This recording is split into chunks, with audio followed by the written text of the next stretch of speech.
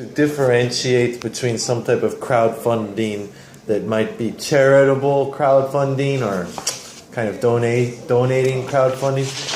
When I hear the word crowdfunding by itself, I definitely think of companies investing, raising money for some small business, some tech company, something like that.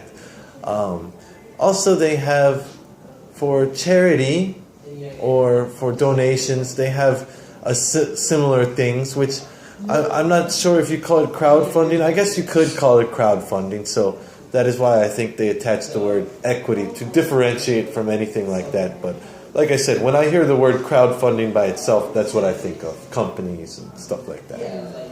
But there is this, they also do use it, or at least use that platform for other things like charity. Number 2, financial meltdown.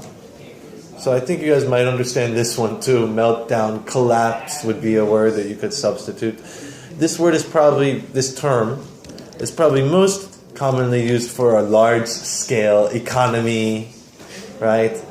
2008, there was kind of global financial meltdown, or Great Depression, there was a really big financial meltdown. 1997, Asian kind of financial meltdown. 7, 8. But you could also use this term for smaller scale things. The company had a financial meltdown. Even a person might have some financial meltdown, an individual. So you can use it on a smaller scale, but usually on a large scale. Number 3, venture capitalist. I think you guys also might know this one. Someone who is providing capital for the startup business, for the new business. Even venture capitalist is a very common term. Even sometimes you might see it abbreviated VCs, right? Venture capitalist. There is a similar term called angel investor, which really is the same thing. If I had to point out the difference, I would say venture capitalist almost is kind of official, almost sounds like a career.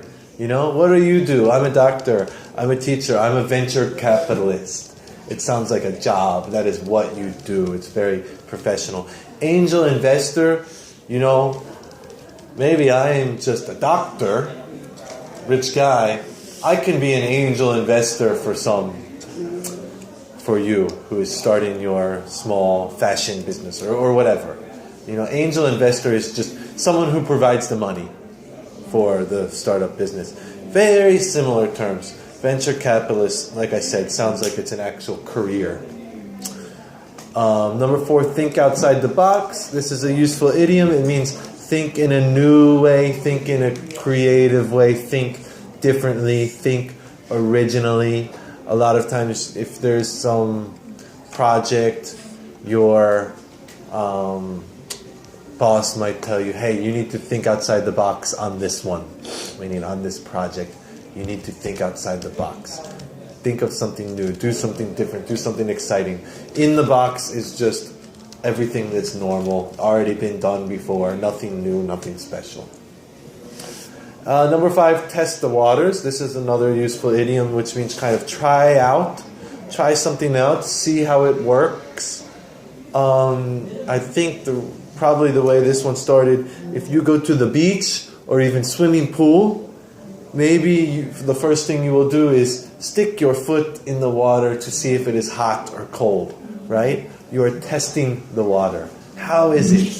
Is it okay? Will it work? So if you are releasing a new product, maybe you want to have a limited release first just in LA and New York and see, okay, let's see if this sells well. If it does well, we will release it nationwide. A lot of times McDonald's or Taco Bell or something will do that, right? They will release it just in 1 or 2 cities. If it does well, they will release it in many cities. Maybe instead of a big city, you want to release it in a very small city with not much exposure, but to test the waters. So not just a new product, you could use it in many different situations.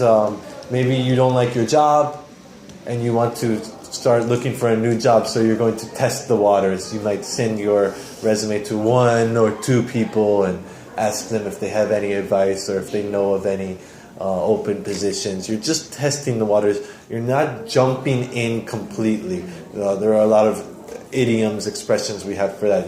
To jump in head first, to go in full throttle. You're not doing that. You're just testing the waters.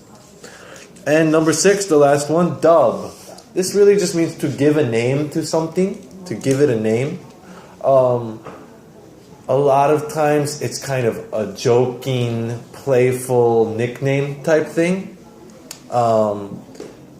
To dub someone. This example sentence, I don't know what it says. It says, "You Jae Suck," I don't know, is dubbed as South Korea's MC of the nation, the national MC. Is he the guy with the glasses? I know him. Okay, yeah, he's dubbed, whatever you said. To dub